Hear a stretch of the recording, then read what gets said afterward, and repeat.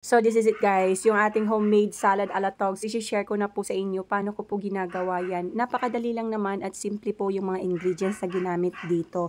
Hindi kayo mahihirapan hanapin. Oo, promise. O di ba, ang sarap.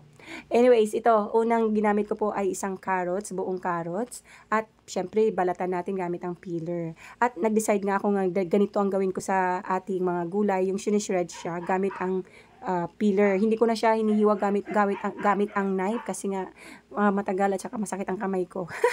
At ito po, isang buong pipino. Ganon din ang ginawa ko, binalatan at gamit ang peeler, nag-shred tayo ng ganyan. At hindi ko po sinama yung buto ng pipino para hindi po magtubig yung ating salad. O yan, o ganyan, ang ganda ng itsura. O, di ba makulay? May orange, may white. Asa ka pa dyan? Isang buong kamatis ang kailangan din na ilagay. Depende sa inyo kung gusto nyo pang maraming kamatis, bahala kayo. Tinanggalan ko rin po ng buto at hiniwa ng ganito kanipis. So, depende po sa inyo anong bet nyo sa hiwa ng inyong kamatis, ng inyong carrots at sa kanyang pipino at sa iba pang gulay.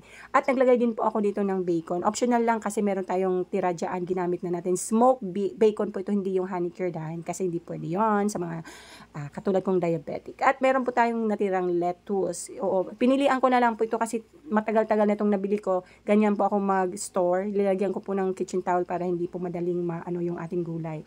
So, ayan, hiniwa ko na lang into 4 pala.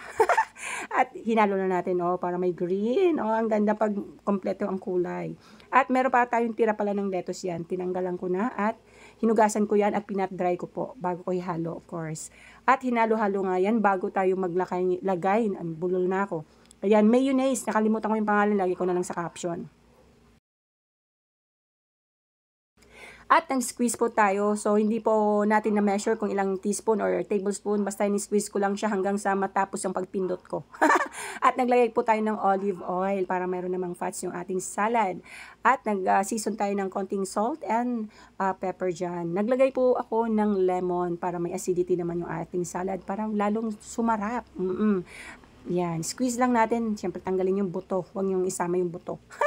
Ayan, hinalo-halo ko gamit ang gloves para hindi messy sa kamay kasi nga may mayonnaise. Optional po ang paglagay ng mayonnaise kahit wala na mga ganyan-ganyan. Basta pwede na yan. Ako ginanyan ko lang para mas masarap.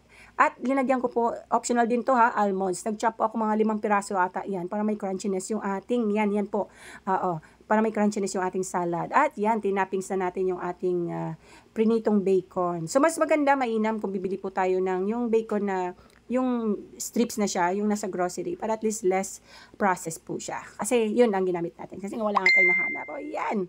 Ayan na po. So, kain po tayo at madaling gawin yan. Thank you for watching guys. Bye.